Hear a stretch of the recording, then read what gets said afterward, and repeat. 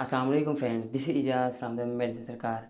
अपनी fast life में fast food के साथ हमारे मैदे तबाह हो चुके हैं, बर्बाद हो चुके हैं, इतने ख़राब हो चुके हैं कि रिकवर होने का नाम ही नहीं ले रहे। बहुत सी दवाइयाँ इस्तेमाल करते हैं, बहुत सी खुराकें परहेज़ करते हैं और फिर भी कंट्रोल नहीं होता।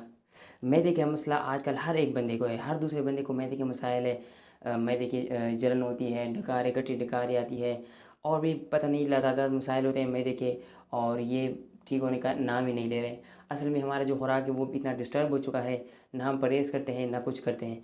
परहेज़ हम तब करते हैं जब हाथ जो मामला है वो हाथ से निकल जाता है, तो उस वक्त कोई फ़ायदा नहीं देता। तो आप कोशिश करिए, जैसे ही आप समझे कि आपका मैदा ख़राब होने वाला है, या आप पहले से ही प्लानिंग करें कि जो चीज़ें मैदे के लिए ठीक नहीं है आप उसको कम इस्तेमाल करें। अगर आप मना नहीं कर सकते तो कम इस्तेमाल करें, कम मिकदार में आपको फ़ायदा देगा। तो आज इस वीडियो में आपसे बात करने वाला हूँ एक सिरप के बारे में जो कि मैदे के लिए और बहुत बेस्ट सिरप है, बहुत अच्छा रिजल्ट देता है, और उसका नाम है म्यूकेन। आज मैं आपसे म्यूकेन के बारे में बात करने वाला हूँ, म्यूकेन के इंडिकेशन के बारे में बात करेंगे, म्यूकेन क्यों इस्तेमाल होता है और कैसे काम करता है, क्या साइड इफेक्ट है और कितनी मिकदार में लेनी चाहिए। ये तमाम बातें आज मैं इस वीडियो में बताऊंगा।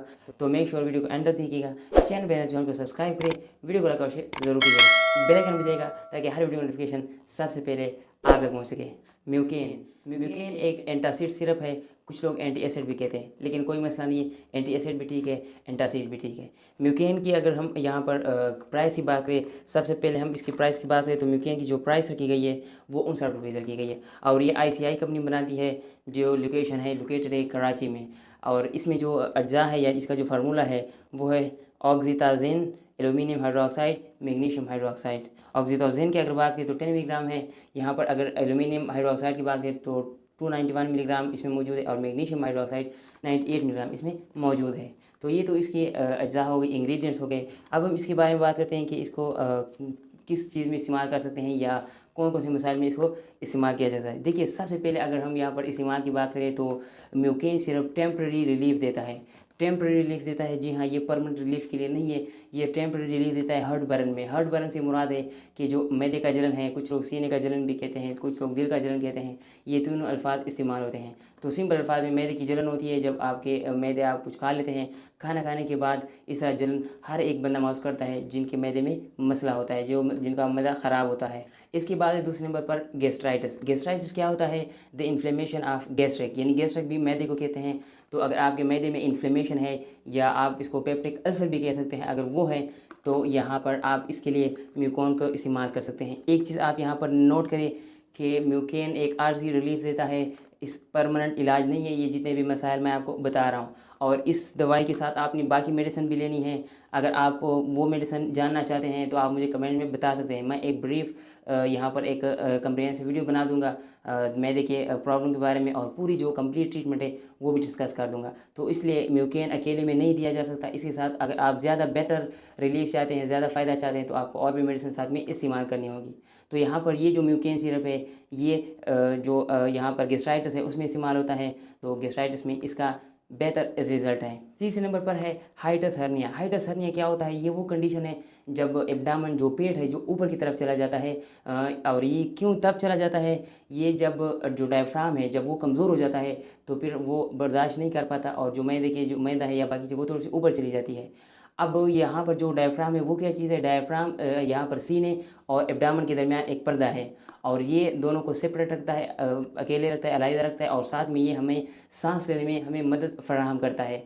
और जो हाइटस है, हाइटस जो डायफ्राम है उसका जो ओपनिंग हिस्सा है उसको हाइटस कहते हैं, तो इसलिए ये हाइटस हर्निया जो टर्म है वो पड़ गया है। तो उस कंडीशन में भी म्यूकेन को हम दे सकते हैं। एसोफेजाइटिस। एसोफेजाइटिस क्या होता है? जो इसाफिगस है हमारा, यानी खुराक की नाली है, उसको एसोफेगस कहते हैं।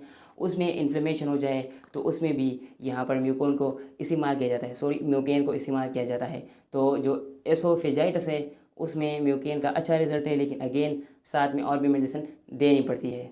पाँचवें और आखिरी नंबर पर है एसोफेगल इरिटेशन। एसोफेगल इरिटेशन क्या होता है? जब आपके जो गले में खारिश होती है या आप कुछ अजीब फील करते हैं, यानी कोई कभी कभार ऐसा होता है कि मैदे का मसला नहीं होता, लेकिन हम समझते हैं कि शायद ये मैदे का मसला है। जब कटी डकारी आती है वो भी एसाफिगस के मसाइल होते हैं, तो उसमें भी म्यूकेन का इस्तेमाल बहुत ही अहम है, बहुत एक अच्छा रिजल्ट देता है, बहुत अच्छा किरदार अदा करता है। इसके अलावा एक ये चीज़ मैं और बता दूं, उसके लिए स्पेसिफिक नहीं है, लेकिन स्टिल अगर आपके पास जब किसी मरीज़ को उल्टी आती हो उस टाइम पे भी आप म्यूकेन दे सकते हो। अगर आपके पास उल्टी की दवाई नहीं है तो उस टाइम पे अगर आप म्यूकेन देंगे तो इंशाल्लाह उल्टी से आराम आ जाएगा। अब ज़रूरी नहीं कि आपने हर वक्त ये दवाई उल्टी में आप नहीं दे सकते, लेकिन इमरजेंसी में आप ये दवाई उल्टी में दे सकते हैं और उससे इंशाल्लाह किसी भी पेशेंट को आराम मिलेगा। अब हमने ये जान लिया कि जो म्यूकेन है ये कौन कौन सी कंडीशन में इस्तेमाल होता है।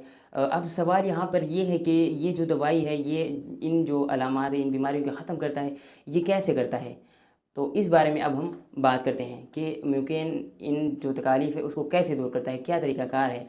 मेडिकल टर्म में इसको सिंपल कहते हैं मैकेनिज़्म ऑफ एक्शन। म्यूकेन में 3 इंग्रेडिएंट्स है, यहाँ पर 3 मैं बता चुका हूँ। ऑक्सीटाज़ोन with aluminium hydroxide plus magnesium hydroxide. यहाँ पर जो एल्युमिनियम हाइड्रोक्साइड है और मैग्नीशियम हाइड्रोक्साइड है ये ऑक्सीटाज़ोन के साथ कंबाइन होकर मैदे पे जो दीवारें हैं वहाँ पर ये जाकर जो मैदे की जो दीवारी है वो नम कर देता है। अब नमनेस क्या होता है, नमनेस वो कंडीशन है, वो टर्म है जब कभी कभार आपने अब मुझे वो नाम याद नहीं आ रहा, वो टर्म याद नहीं आ रहा, लेकिन मैं आपको सिंपल अल्फाज में समझा देता हूँ कि जब आप कोई इंजेक्शन लगवा लेते हैं, किसी जगह पे आपका ऑपरेशन करवाना है या कोई जगह टांका लगवाना है, उस जगह पे वो इंजेक्शन लगा देते हैं जो आराम देता है, उस जगह पर आपको दर्द फिर फील नहीं होता। तो इस तरह से ये जो ऑक्सीटाज़ोन है ये जाकर मैदे के दीवारों पर जाकर वो जो दीवारें वो नम कर देती है और फिर वो जो एसिडिटी होती है, हाइपर एसिडिटी, जहाँ पर तेज़ाबियत ज़्यादा होती है वहाँ पर वो चीज़ मैदे की दीवारें, क्योंकि एसिडिटी दीवारों को फील होती है, अब जब वो जगह सो जाती है उसको पता नहीं चलता तो हम एसिडिटी फील नहीं करते। और इसके बाद एल्युमिनियम और मैग्नीशियम जाकर मैदे में एसिड के साथ अल्कलाइज हो जाते हैं, उसको अल्कलाइन कर देते हैं, जो एसिडिटी है उसको ख़त्म कर देते हैं। और इस तरह जब जो एसिडिटी होती है वो फिर हम फील नहीं करते, वो मसला जो हमारा है वो हल हो जाता है। अब बात करते हैं म्यूकेन के डोज़ के बारे में। अगर म्यूकेन के डोज़ की बात की जाए तो मैक्सिमम इसका 20 मिलीग्राम तक पर डे इस्तेमाल कर सकते हैं, या आप 3 टाइम इस्तेमाल कर सकते हैं। और खाने से पहले आपने ये इस्तेमाल करना है, खाने से कम 15 मिनट और ज़्यादा से ज़्यादा आप 30 मिनट पहले अगर इस्तेमाल करें तो बहुत ही अच्छा है। खाने के बाद ये फ़ायदा नहीं देगा, आप खाने से पहले इस्तेमाल करें।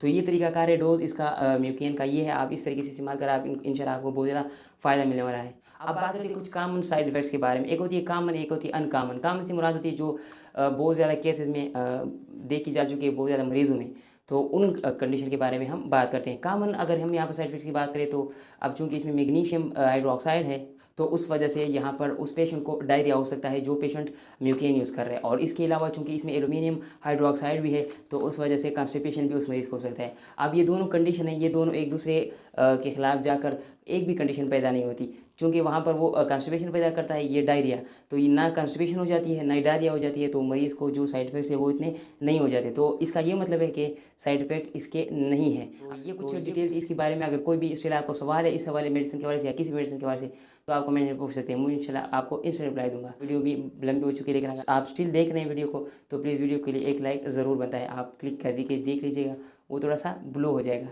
तो मुझे उम्मीद है आपको वीडियो पसंद आई होगी। तो बस आज के लिए बस इतना ही, अपना ख्याल रखिएगा। जी साइनिंग ऑफ, अल्लाह हाफ़िज़।